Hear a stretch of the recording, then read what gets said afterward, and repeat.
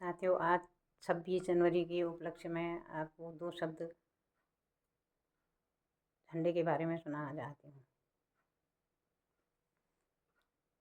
हिंद देश का प्यारा झंडा ऊंचा सदा रहेगा, ऊंचा सदा रहेगा, झंडा ऊंचा सदा रहेगा।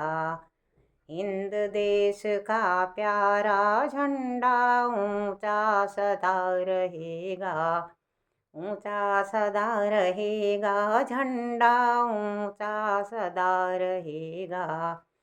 सागर पर लहराए झंडा, पर्वत पर फहराएगा। जहाँ कहीं भी जाए झंडा, यह संदेश सुनाएगा।